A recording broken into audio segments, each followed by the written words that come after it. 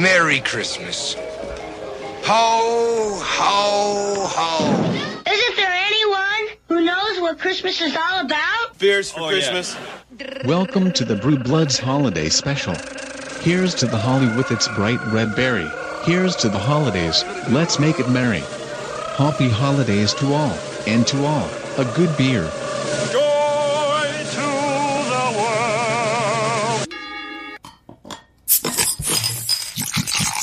Drink beer. Think beer. You're listening to Brew Bloods.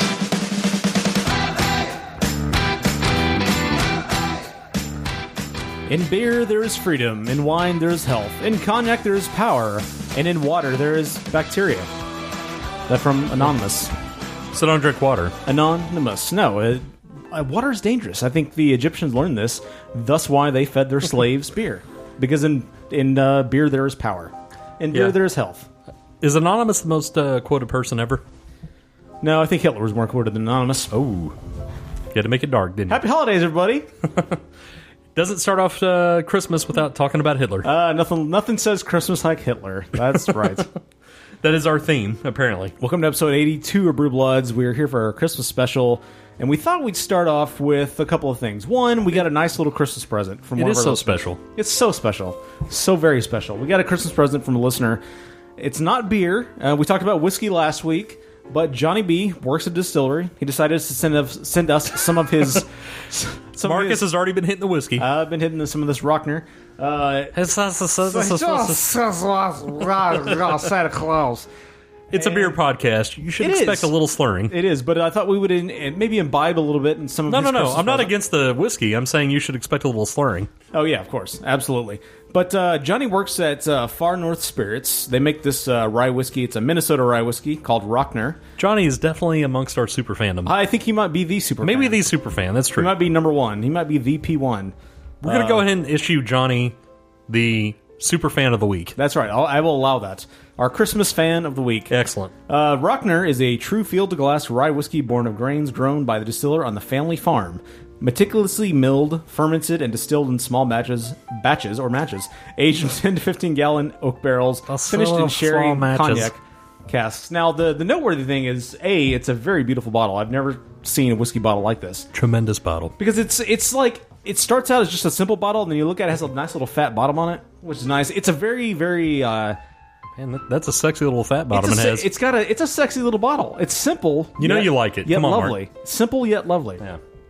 It's a beautiful bottle. And now the funny thing about this beer is most whiskeys out there, I think they tend to, unless you're getting like a Cruisin 100 proof whiskey, most of them tend to top out at somewhere around 40% ABV. This is 47% ABV. I was going to say probably about 28 to 40, somewhere in that ballpark. I'm saying it kind of tops out, or tends to top out. You're right, yeah. Yeah, this is 47% ABV, 94 proof, and this is a 750 we're drinking out of. Rye whiskey, not normally a rye fan, but I tend to be more of just a straight up bourbon, just a Kentucky bourbon. If you're talking more gasoline, the better for Mark. Yeah, or that. If it tastes pure, just like jet fuel, that's what he likes. More Irish jet fuel, yes. Yes. But this is a nice, sweet little whiskey. Definitely has the aroma of a regular whiskey. I haven't chugged mine yet, like you have. Neanderthal. Oh yeah, it's definitely a more raw whiskey than we had with the castmates last week, but tasting it, I just butt chugged all of that. It's a little gasoline-y. Just butt chugged it, yeah. But that's standard. I mean, that's standard for a whiskey. Yes, absolutely. And to me, I don't know if you get this, Mark, but these kind of whiskeys always kind of light up my entire tongue the first drink I have. And this one did that as well. I'm guessing they didn't age this for 15 to 20 years. It only has a slight burn going down though. So that's a good sign for a hot teen whiskey. Not much burn to it. You would distance. Those hot teens tend to be very raw, and very in your face. But this hot teen whiskey is very smooth going down. What do you? Yeah, that's actually pretty. That's actually pretty smooth. I guess this is less teen and more. Yeah, I'm distancing from that. The teen is in your realm. So speaking of children, we also want to talk about... So first of all, thanks, Johnny, for the whiskey. Very good whiskey. And keep it coming. If you want to send us... Did you say very whiskey? It's very whiskey, probably. That doesn't make sense, but okay. But am I wrong? It's very whiskey. No, you're right, yes. It's not very beer, it's very whiskey. This is the show after we've already had some whiskey and some other beers, so this may be the, the little slightly alcoholic show. To pull back the curtain a little bit, we're recording a couple shows at a time here, coming up on the holidays, so a little bit more boozy and imbibed here, but that's all right. Yeah, that's okay. It'll give you a looser show. So if you're in the greater Minnesota area, I don't know where all they distribute to, the Far North Spirits, but I would highly recommend the Rockner. Does this Johnny know Johnny MF&M? He knows all Johnnies. They're both from Minnesota. I was going to say, we know two Minnesota Johnnies that have been super fans of two podcasts. That's true. Maybe they. We're big with the Johnny community in Minnesota. Maybe they both used to work in a boat factory and make boat parts. They should hook up. They should. The two Johnnies that love, our podcast. Maybe like we separated tongues. Maybe they should rejoin tongues. Exactly. They should have them sewn together, or join tongues for the first time, or maybe they just make out. And make sure and send us video. We'll put that on the podcast. Oh, absolutely. We'll replace that with the sideways picture of Mark's dead-eyed face that is currently on our Facebook page. Exactly. And I'm not just juggling, Johnny's decorations here, his ornaments. When I say it's a good whiskey, it's actually a really good whiskey. I'm not normally a rye fan, so good job on you, Johnny. Find the other Johnny and make out with him. This whiskey also smoother than regular Jameson. Exactly. Which almost anything is. Absolutely.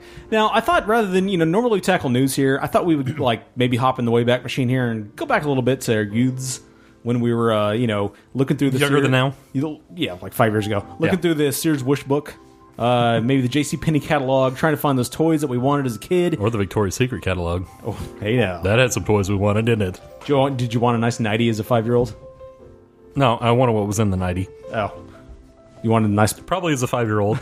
I was sexed up young. Okay, I had Cinemax as a kid. That's true. Yes, I remember those days.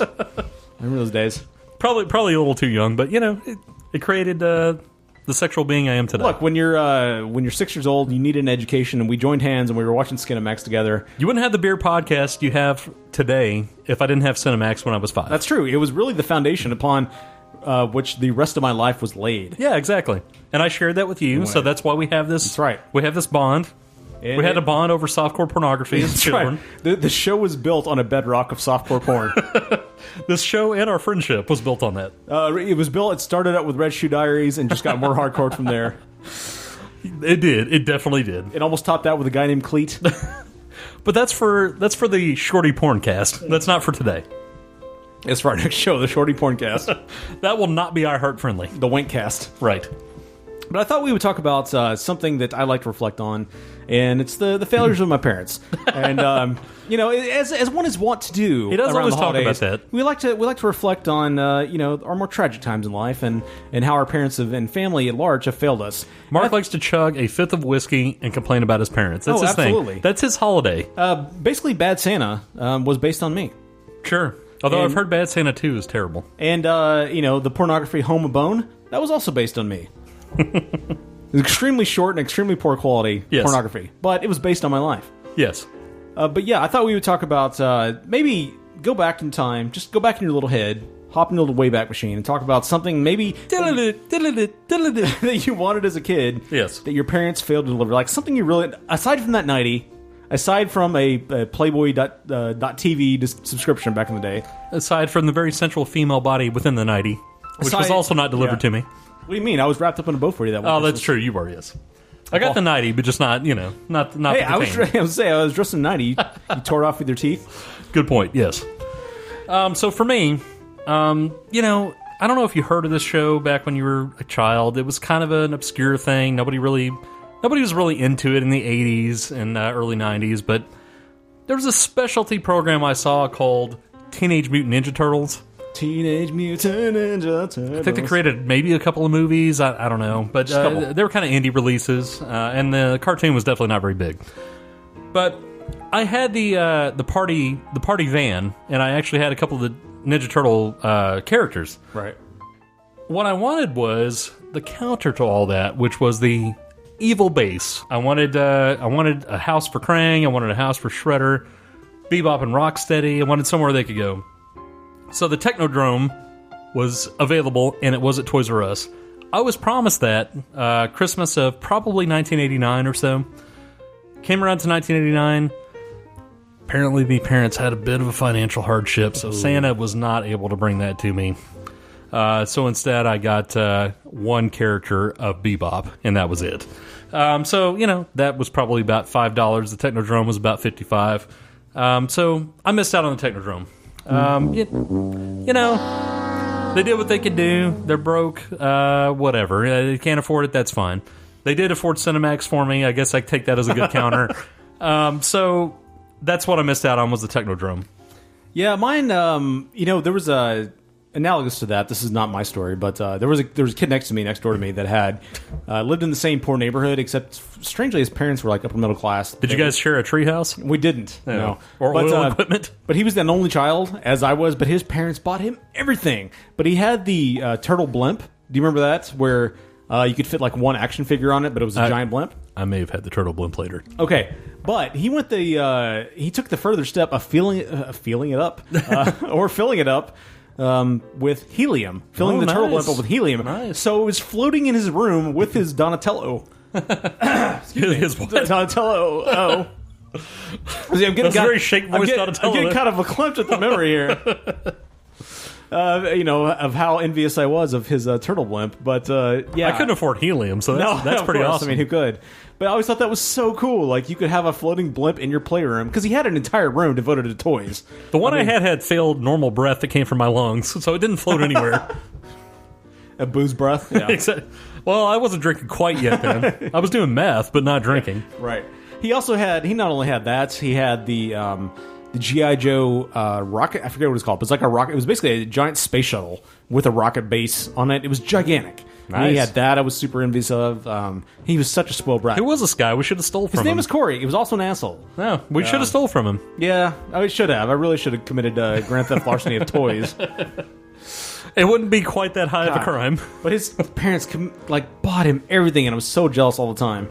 Meanwhile, it's having to deal with Boy Scouts and, See, you thought my parents had money. Cars. They had no money either. Like, everybody was broke that we knew. Apparently, yeah. I'm guessing his parents were broke, too, since they were living in North Abilene. True, yeah, good point. At the time. Not exactly the best of neighborhoods, but... If anyone wants to go look at T&P Lane in Abilene. Yeah. Look it up on Google Maps and see what you think. Yeah, it's next to train tracks. For me, my rare prize that I always wanted. My golden fleece. Your wanted that you didn't get? That's right. The one thing I always wanted was the G.I. Joe USS flag. And this was the aircraft carrier that was in G.I. Joe. And it was the size of a dinner table. Like, they had the toy, I forget the aircraft the Joes flew. And you could land, like, 3 of those aircraft on the USS flag playset. It came in, like, multiple... It literally was, like, 5 feet long. Wow. And it took up... If you look up the USS flag, it is frickin' It was like the holy grail of toys for me at the time, and I always wanted that. Now that was a really wet frickin' that you issued there. Frickin' making you wet. Well, yeah. But yeah, the USS flag was something I always wanted and never got. And there's been times I've been tempted in my life to go out there to eBay and pay $10,000 to find a USS flag, but I'm at a purging point in my life rather than binging, so I'm trying to get rid of things. But you're also super rich now. That's true. So you could afford it. I am a regular Scrooge McDuck. Pretty much. Of beer, so I'm rolling in it, but yeah.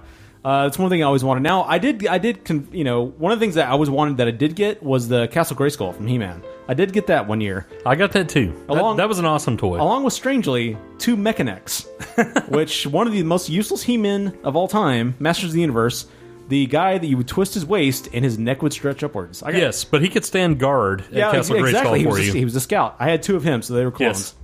You could also kill him a lot. It wasn't a problem. That's true. That was probably my best present of all time, was the Castle Grayskull. Now, on the He-Man front, I also had the Evil Castle, which I don't remember the name of now. Snake Mountain. Yes. Which had the microphone where you could talk out of Snake Mountain. The very, very crappy microphone, but yes. That was my first experience in podcasting, was talking out of Snake Mountain. Podcasting through Snake Mountain. Yes. Exactly. Podcasting since 1984. It was fun when you were like 6. It was a crappy, like you said, it was a very crappy mic. Very lo-fi, very low quality, had a lot of reverb, but I did enjoy it when I was a kid. Yeah, and other bases, speaking of the bases, I did get the Ninja Turtles sewer base one year, which was awesome, because it had all kinds of stickers you could apply. Man, so that's very high-end. It was a lot of fun. A lot of bases were fun. I never got the Thundercats Lion Castle Fart Butt place, but I always wanted that as well. And the Ewoks Village, never got that. My cousins had that, those bastards. It's probably not the official name, but sure. Yeah. All right, well, I guess we should get on to beer. Stop talking about Christmas presents we never got in our spoiled childhoods. But We're going to talk about Buffalo Bayou, someone we've never talked about before. Houston area brewery. We're getting local Texas-wise. But we'll talk about them after this.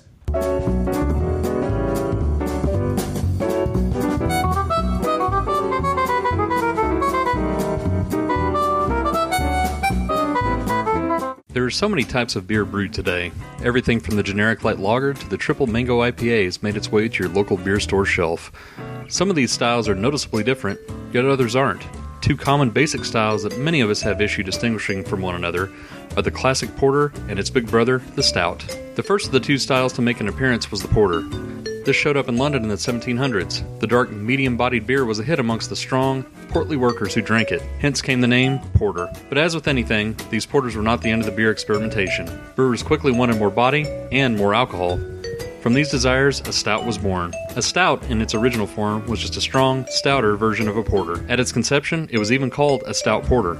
The reason people have issue with keeping this formula straight today is the fact that brewers have since crossed the paths of porters and stouts. Many craft brewers have created porters that are stouter than your average stout, and vice versa when it comes to stouts. Some brewers still determine the difference based on the malt that is used within each style. Porters generally use malted barley, and stouts unmalted roasted barley. This is not a hard and fast rule in the industry, however. In the same way some pale ales taste more like IPAs, and vice versa, the porter and stout dividing line has blurred dramatically since the stout's creation. The brewers themselves often cross the lines of the source material, making it difficult for the nerdiest beer nerd to fully define why a beer is called one or the other.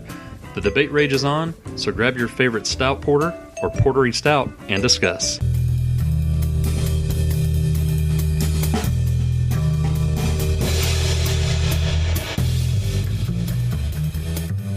Buffalo Bayou Brewery. Definitely not someone I have any experience with.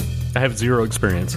So I don't know what to expect with these guys. I've seen they've been making kind of a, I wouldn't say comeback. That's not really the right word, but they've had a rising tide in the Dallas brew scene. The Dahlias? The Dahlias. Definitely a lot more beers have been appearing on the shelves lately from Buffalo Bayou. Yes. I've never. Now, you know why that is? Partaken of Buffalo Bayou. No, I don't know why that is. Tell me. Buffalo Bayou produces a load of beers compared to anybody else. They have actually produced. They only started in 2012. They have produced 45 different beers. They don't even care. They're just like another beer, another beer, another beer, and they do it. Yeah, holy shnikes! That's a lot. That's a lot of beer. Yes, it is. It's a lot of beers for a little brewery. Yes, and they don't care. They'll try anything. They'll try high-end stuff, low-end stuff, traditional stuff, random stuff. They don't care, which I actually kind of appreciate. It's kind of a cool concept. Bayou don't care. Yeah, they don't care. Yeah, Bayou, like, we're in the Bayou. Who cares? We're a Buffalo. It's fine. So is Houston, from whence they came, are they really a Bayou? There are bayous down there. Are there now? Bayous or bayous, depending on who you talk to. Bayou. In fact, my father, who lived there for, I don't know, like 40 years, lived on a bayou down in Dickinson, which is just south of Houston. Houston itself is actually built on a swamp, and there's several bayous involved in that. In fact, my father's house, which he had most of my childhood, not the first one, but the second one, was literally half a block from Dickinson Bayou. So there was a bayou right there, and I went to the bayou, and it's not something I want to hang out at too much, but it did exist. Did you guys fan boat all over the place? We didn't, unfortunately. I wish Dad had bought a fan boat, then we could have done that, but we did not fan boat over there. Did you eat crawfish pie and in the bayou? Sweet jambalaya in the bayou? In the bayou, or bayou, depending on who you talk to. On the bayou. No, I did not. But yes, a bayou is very indicative of Houston. That does fit the area, so this name totally makes sense. Yeah, the air in Houston is a little swampy, especially in the summer. Very so humid. is your crotch when you go down there. Yeah, my crotch is always 365, 24/7 is indicative of a bayou, but that's neither here nor is it But it'll there. be more like a bayou if you go down there. Oh yeah, it's more authentic bayou. Yes. It's more authentic bayou if I'm in the city of Houston than it is more like North Dallas bayou. Other people say onion crotch, or right. You get bayou crotch when you live in Houston. You get bayou crotch, absolutely. Yes, everyone down in Houston has bayou crotch. It's not like a crawfish pie. It's just a bayou in your mouth. Well, sometimes it is, depending. Sometimes. Yeah, so I don't know what to expect from these guys. But like you said, they've got a number of beers here, some of which are highly rated. Yes, the Gingerbread Stout is actually, if you do a little research like I did, you can see that that's an often sought-out beer from this particular brewery. And it gets a 93 overall and a 98 in style. And the beer we're talking about today, the Feliz Navidad, is a gingerbread beer. Sure. combined with ancho chilies, so maybe we should expect something good from this Which beer. I would expect something very good from it after researching this particular brewery. But yeah, apparently they don't make the gingerbread stout all the time, but when they do, it's like everybody's thinks it's tremendous and spectacular, and they run out and grab it, and it's like one of their most sought after things. More Cowbell, which is their IPA, their Imperial IPA. It only gets 74, but it's actually a fairly noted beer in the Houston area. Smoke on the Bayou gets an 87, 78 overall on the Bayou in style. The thing about them is they don't, even based on their top 10 beers, based on number of ratings, they don't care. Like, they'll try anything. Some of them will hit, like the gingerbread, like the Figaro, that one hit. The Smoke on the Bayou. If it doesn't, they don't care. They'll still throw it out there. The 1836 only got a 55 and 83 in style. The Great White Buffalo got a 58 and 85 in style. But, they'll still throw it out there. Like I said, 45 different beers since 2012. That is a lot.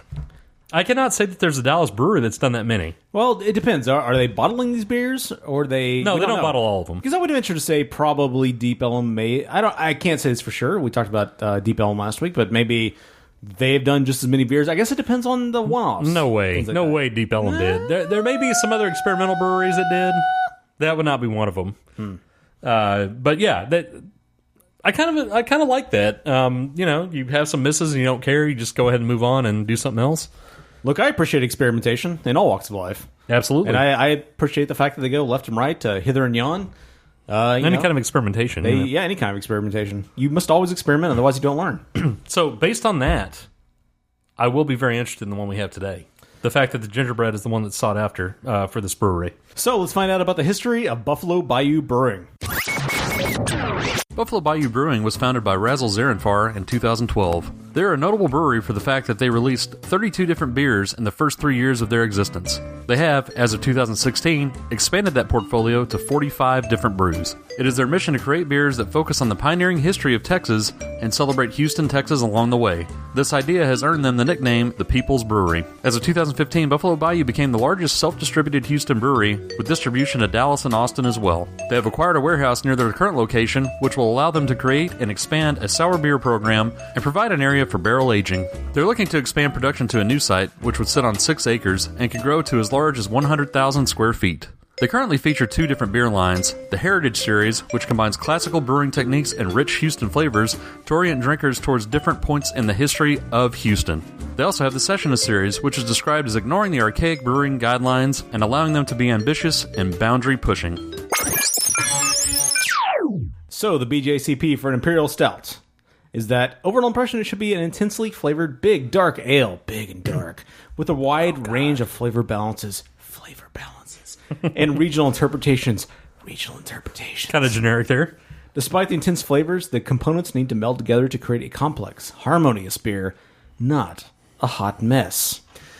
So, this one is the Feliz Navidad Stout. From the bottom of my heart. This one checks in a big, bold 10.2% ABV. Oh, yeah. 30 IBU, which a lot of stouts, I would say IBU is usually next to nil, so that'll be kind of interesting.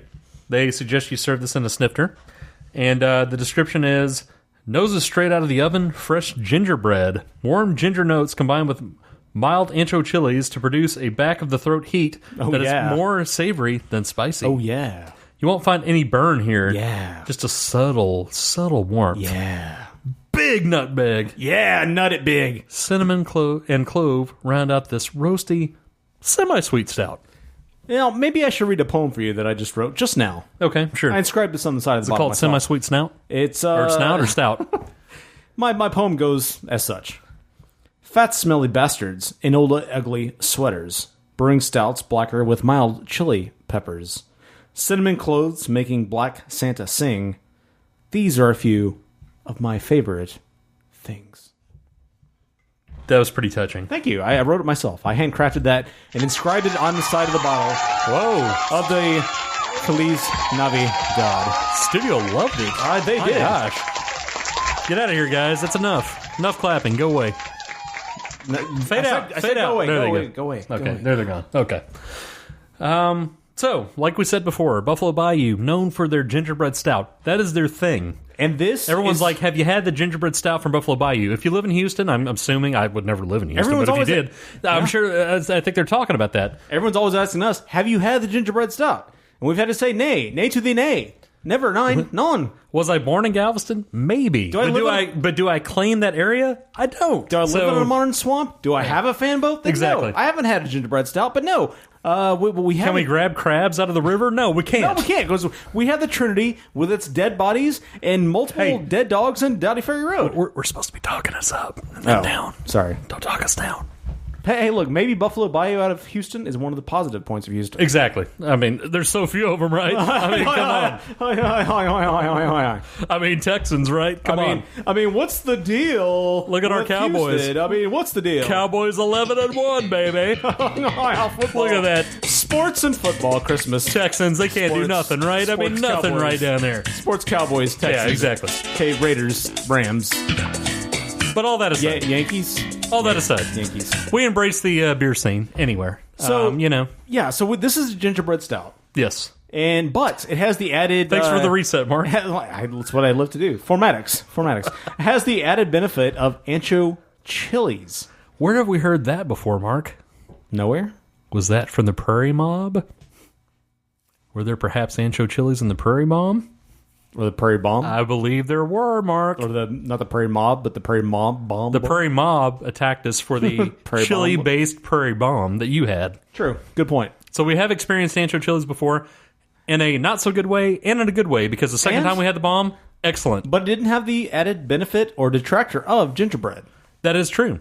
That could be good. Now, last Christmas, we also had a gingerbread stout. Christmas. Do we recall that, Mark? Because that was the one based on Christmas Vacation. Yes, I remember being terrible. That was perhaps one of the worst beers I've ever stuck in my palate in my life. Yeah, that's the my least favorite beer that I've ever stuck in my pants and my mouth. The lemon cruller may have something to say about that. Well, that's true. But, it was one of the worst. Now, we're going to this Christmas, which is now. This Christmas. Then will be now. And this is a new gingerbread stout from a brewery known for gingerbread stouts. Now, what will we do next Christmas? We'll see if we find more gingerbread next Christmas. That's next Christmas. That's a ways away. We could be dead by then, for all we know. That's a good point. But for now, we're trying this gingerbread. This Christmas. Yes. I'm trying your gingerbread stout. So, aroma, Mark. Aroma? I don't know what I'm smelling the bottle, but I will. Rich and complex with variable amounts of roasted grains, maltiness, fruity esters, hops, and alcohol. The roast malt character can take on coffee, dark chocolate, or slightly burnt tones, and can be light to moderately strong. That's what we expect from this per the BJCP. Now, I will say this. They sent down a PowerPoint to tell me, you should drink this out of a tulip glass. Because one of the positive benefits is you'll get a stronger smell out of a tulip glass because of the way it's shaped. They say to serve a snifter. What's a tulip glass snifter? Same thing. Whoa. This though, I will say, you get a better smell out of the bottle because it's even more narrowly shaped than the tulip glass. You can pretty much stick it right in your nostril. Yeah, it actually smells a lot better out of the bottle than it does the tulip glass because it's stronger. Because you get a stronger. What, though? It's not a bad flavor. aroma. No, it's not bad. I'm saying you get a stronger, more well-rounded, fat-bottom girl flavor out of that, or smell out of that bottle than you do the tulip glass. There is definitely gingerbready aroma from this. And I feel like that dominates. Yeah, actually, I mean, if you smell it out of the bottle, it's like a more molassesy, got a way more molassesy smell to it than if you're... Whoa, that's way more molassesy. Yeah, exactly. Yeah. The bottle is way more molassesy and sweet, whereas coming out of the glass, the tulip glass, it's more just a pure sweet ginger, which I am not a fan of. I hate gingers. Do you like gingerbread? No. In person and flavor, I'm anti-ginger. So you're already tainted here. Like, every year we do gingerbread, you're going to hate it. Not necessarily. I enjoy actually a good gingerbread cookie. Okay. All right, fair enough. If you're talking just straight up, now tell me ginger. No. I say to the 9. All right, so aroma. Let's go with the aroma out of the glass, opposed to out of the actual bottle. It smells a lot like a gingerbread cookie. And it's got a lot like a gingerbread cookie. It's got a little bit of just a touch, a smidge, a feather's fart of molasses on the bottom. Compared where in the bottle you get a lot of molasses bottom, maybe a touch with of a malt. lot of ginger. A touch of malt in there. I get no hops or alcohol. No, but I do get a little malt, and I definitely get a lot of ginger. Maybe a little malt, like a leprechaun angel fart. Like I said, a little. I didn't say a lot. I said a little. So a little bit of that. A leprechaun fart of malt. I get no roasted grains, no fruity esters. I don't get any of that. But again, this is not a true imperial stout. This is an imperial stout with gingerbread. But a lot of gingerbread there. Right. And I will say, it smells just like a gingerbread cookie. It's not straight up ginger, which straight up ginger can go Feliz Navidad itself. Sure, absolutely. Because I hate just straight up ginger. But gingerbread, however, just inhale it like a Kardashian butt. It has a gingerbread aroma. Doesn't fit the official BJCP, but again, this is a twist. This is a twist on the imperial stout, so I'm going to say it fits in the aroma category. It should. And I will say, just as a side note, I do love the bottle. Yeah, the bottle's pretty awesome. It's got a gingerbread man with 2 X's for eyes, and he's wearing a serape that says Feliz Navidad on it. It really stands out on the shelf. I'll just say that. Absolutely. Go to our Instagram /BrewBloods. You'll see a picture. Grab it up, bro. Just grab it, bro. So, appearance, color may range from very dark reddish brown to jet black, opaque, deep tan to dark brown head, generally has a well-formed head, although head retention may be low to moderate. Head retention is extremely low. Extremely low. But very opaque. Lacing is very solid. It's not very dainty. It's very solid. This may be one of the thickest beers I've ever seen, too, because if you hold it up to the light, there is... zero. Nothing is getting through. I mean, even on the edges of the top, there is nothing coming through this. It's Queen's fat bottom girl as far as appearance goes. Absolutely, it is. But the funny thing is, it is thick and dark. If you look at the lacing on this glass, it is like a sheet of head on it. I mean, you just tilt it to the side. It is thick, and there's like, when I say lacing, it's like it's almost like the opposite of lace. It's just a coat of tan going down the side of the glass. That is true, although it dissipates fairly quickly. It does, but it's like a blanket while it's there. While it's there for a brief moment, it's like a blanket, but then it disappears. But that's true of all lacing. It's like a lot of lacing, you'll see like fat expanses of bubbles, things like that, gaps. Here, it's just a flat sheet of tan, which is, they don't see very often. True. The generally has a well-formed head, does not apply here. The although head retention may be low to moderate, does apply. Definitely applies. Yeah. And the low applies, which is not necessarily bad. Head, it's neither here nor there to me, honestly. If it's supposed to have it, I prefer it to have it, but if it doesn't, it doesn't normally affect anything because there is no taste in the head. And that is the important part. That's not what she said. Well, So, flavor. And mouthfeel. Flavor, rich, deep, complex, and frequently quite intense with variable amounts of roasted malt/grains, maltiness, fruity esters, hop bitterness and flavor, and alcohol with medium to aggressively high bitterness. The balance and intensity of flavors can be affected by aging, with some flavors becoming more subdued over time and some aged. Vinous, is that correct? Or port-like vinous or port-like qualities developing. So, we'll see. Mouthfeel should be full to very full-bodied and chewy, with a velvety, luscious texture, although the body may decline with long conditioning. Gentle, smooth warmth from alcohol should be present and noticeable, but not the primary characteristic. In well-conditioned versions, the alcohol can be deceptive. Carbonation can be low to moderate, depending on age and conditioning. I'll tell you, this carbonation on this beer is low. Carbonation is low. It's very much more on the velvety side than the carbonating side. Not a lot of bubblies here. But it is a very thick beer. It is. And I can't say I'm surprised given the appearance of the beer. Have you drank it yet, Mark? I have. Well, let me join you. While you're rambling on about flavor and mouthfeel, I decided to go ahead and taste it just to, all right. Well, I'm not rambling. I'm letting the listener know what we're supposed to expect. It's chewy. Wow, that's a little different than I expected. It is a little chewy. But here's what I'm surprised by, right? I mean, for a ginger beer or gingerbread beer, I think it's probably a standout. What I'm missing here, though, is the heat from the ancho chilies. Yeah, there's a lot of ginger in there. It's not quite as sweet as I expected, maybe. I mean, it's sweet, but it's got there's like a biting edge to it. It's like eating a ginger root. Like, I expected ginger to be kind of a subtle presence. I didn't expect it to be so harsh. Ginger is harsh in this. I mean, it's a big time presence. It is. With a little bit of sweetness on top of that. So it's a little different than I expected. It is. For a ginger stout, a gingerbread stout, I would have expected something, like you said, a little more sweet. Snooting it out of the bottle, where it was more sweet, I would have expected something a little sweeter, maybe more a little more Christmassy out of this beer than we've gotten here. But conversely, speaking, I would have expected sweet with a little spice. And sure. I gotta tell you, the ancho chili here is almost not present at all for me. Yeah, that's a little disappointing. To go back to, it's not a direct comparable, but something that is similar, to go back to the Prairie Bomb, which is it's an imperial stout with ancho chilies. This one does have the added benefit of gingerbread, benefit, quote unquote, depending on how you like it, but of gingerbread. I would say that the Prairie Bomb does a good job of giving you the sweetness of the regular chocolatey kind of stout with a little ancho chili kick when you have a proper stout. Not counting our first episode, but the second time we reviewed it. And this one seems to kind of leave the ancho chili out. It's more gingerbread stouty and less ancho chili.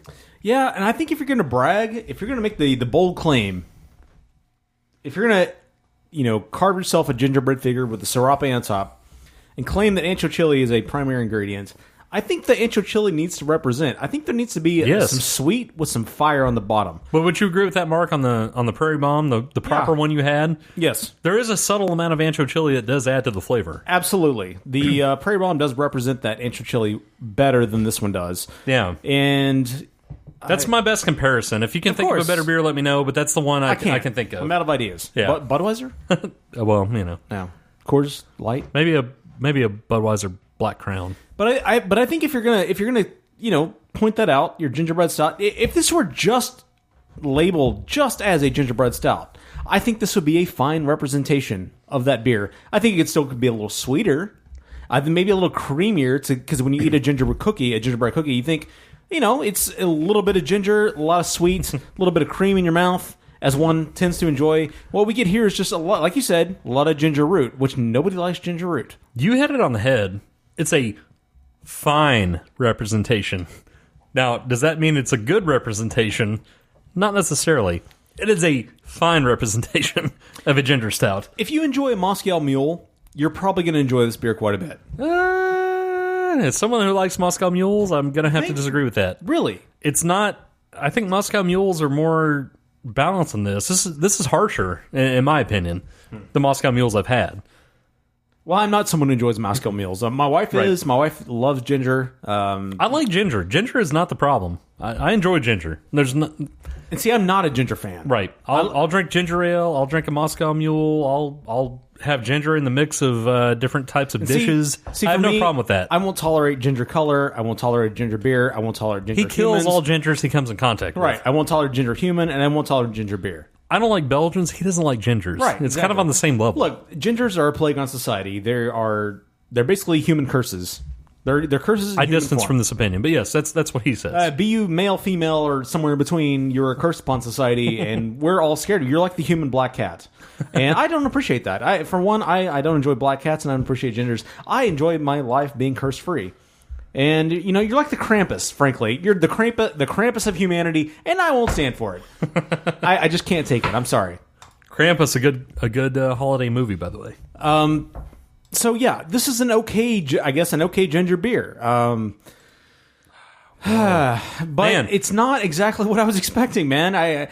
You know what I want? I want more spice out of this. Like I want sugar and like spice, a cinnamon sugar flavor. Yeah. That's what I want. Yeah, it did not provide that. Exactly, Broham compadre. I want some sugar. I want some spice. I want everything nice. Oh yeah, and everything nice. That is, and you know what? I want a little kick in the taint with some ancho chili, but I'm sorry. If you are Buffalo Bayou and your number one rated beer is Buffalo Bayou Gingerbread Stout, I'm going to rate you harsher because that is your thing. You are the gingerbread brewery. You're the one that people say, when are you going to brew that gingerbread stout again? Because it was so good. And then you come out with this, And frankly, it's supposed to be another gingerbread stout that's for the holidays. And frankly, so it should be damn good. Frankly, Buffalo Bayou, you're hanging your hat on your Cajun Santa hat on gingerbread. They are. There's no doubt. There is no way around it. That is their thing. That is their pinnacle. That's what you're about. That's what you brag about all the time. It's what you never stop talking about. And I don't appreciate it. That's what they do. That's what they love. And that's what they're about. It's what you're about. It's your entire thing. It's everything. You're the ginger brewery. More Cowbell is very secondary. That's an Imperial IPA. Yeah. That's a different thing, but that's very secondary. But I mean, we're talking like 40% less, right, than your gingerbread stout based on your based on your rate beer reviews. Ginger is what you're known for. Gingerbread stout is supposed to be your pinnacle. So don't it's weird. You should have this weird Cajun influence of the Tex and the Cajun Tex, some weird flavor in there, and yet I don't see that. All I see is ginger here. I don't see any chill, and I'm very disappointed. So. Ratings. So for me, a holiday gingerbread stout. What should that include? I've had gingerbread cookies, not to brag, but several times in my life over the holidays. That's kind of a brag, but I have. So I kind of expect like even like maybe a Guinness level or maybe better stout with some gingerbread elements. And to me, the gingerbread in this, or the ginger, not gingerbread, but the ginger in this beer is a little too raw. Raw ginger can be applied, and like what Mark says, it can be applied in certain situations properly, and it can fit in certain scenarios. But for this, you're thinking of gingerbread cookies, you're thinking of like cinnamon sugar, gingerbread, sweet, that kind of mix for kind of a Christmas cookie that's super tasty, super sweet, has a little ginger element, and you go on your way with a little bit of a drunken high because you're on 10.2% ABV beers. This one does not deliver that. It delivers raw ginger.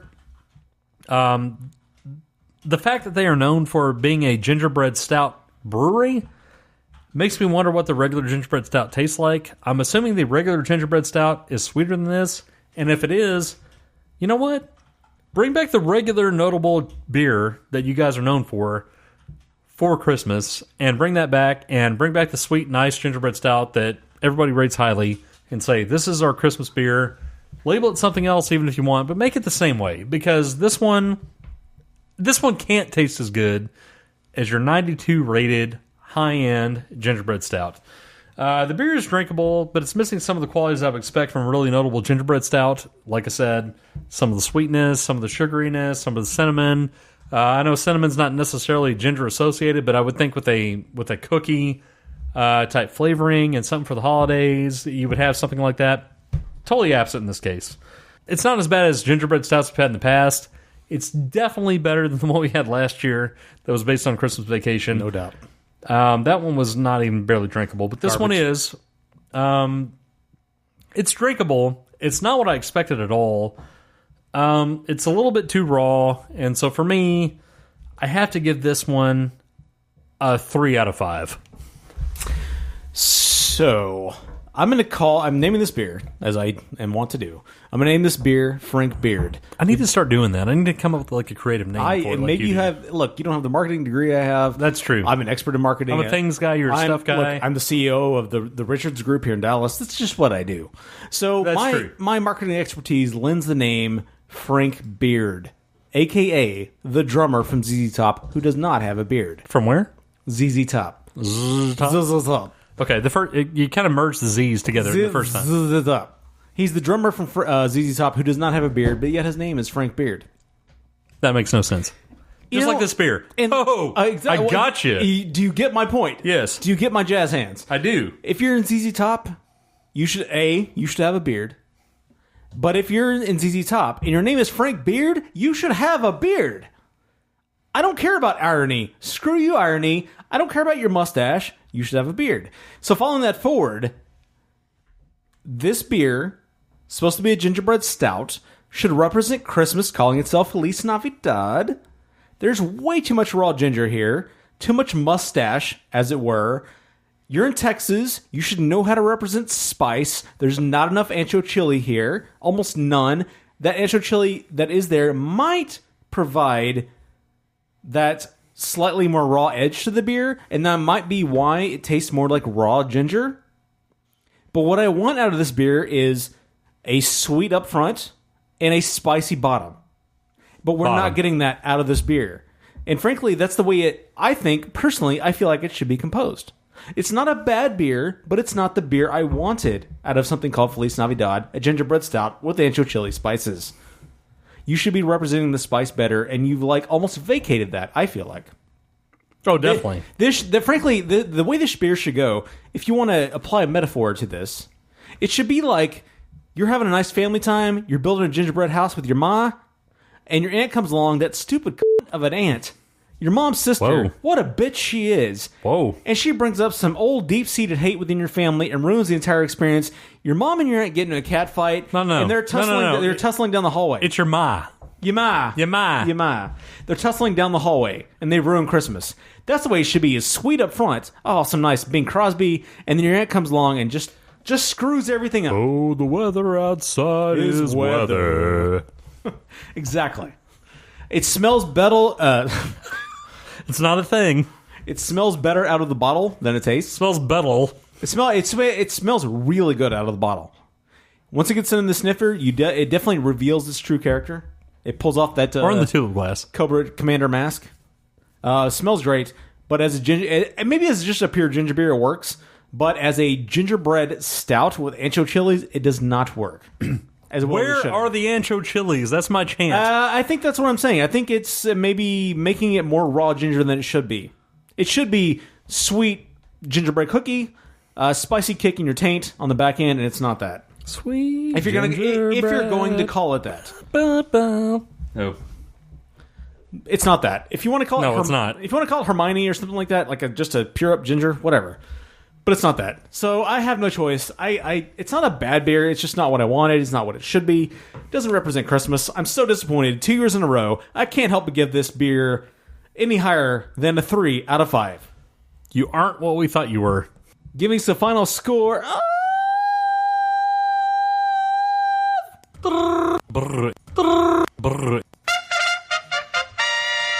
3 out of 5. Merry Christmas. Well, thanks for listening to yet another Christmas episode of Brew Bloods. We made it 2 years in a row. We may not make a third. We've not yet missed a week, which I'm very surprised by. Thanks for listening to the show. Right. If you have a friend that likes craft beer, likes podcasts, likes to hear things, put us in their ears. Holes. Yes, put us in their ears. Subscribe to the show, even if they don't enjoy hearing things. If they enjoy living in silence, just go ahead and subscribe to the show for them. We don't care if they listen. As long as they subscribe. I don't give a crap. None of you guys can listen as long as you all subscribe. That's right. If we get like 1 million subscribers and none of them listen, great. Thanks to Johnny. We'd like you to listen. Thanks to John B for his Christmas present. Go to just buy anything Far North Spirits. Just buy everything by them, and make sure you include a nice 20% tip there for Johnny B. On top of that, leave us a review on iTunes. We'd appreciate that. Say for Johnny B on there. Exactly. Check us out on the social networks. Tell them on Instagram, Facebook, and Twitter. We are. That was also check us out on. That's what he meant. Look, to say. I'm doing the nice lazy DJ. Lazy talk. Check us out. Any feedback on the show, you can go to reddit.com/r/brewbloods. You can email us at brewbloodshow@gmail.com. You can call us 469-573-BEER. That's 469-573-2337. What's a merkin? I hope every one of you out there get your whatever toy you want. I hope you get that, whether it be... I hope you guys all get your Technodrome. I hope you get your Technodrome or your, your helium-inflated balloon for the Ninja Turtles. Your rigid female pleasure device, or RFPD. Hey, if that's what you want, yeah. Your rigid front-bottom pleasure device. Whatever your dream is, I hope you get that this year. May all your dreams come true. We'll see you guys next year for our 2017 episode, or at least we're going to be celebrating New Year's Eve. See you 2017. On the next episode. Or you people in 2017. Screw you, 2016. Merry Christmas. Feliz Navidad. It's an incredible year. Happy Festivus. Merry Kwanzaa. Happy Hanukkah. Merry other holidays that I can't remember right now. Guess we'll see you in the Trump presidency next year. Probst.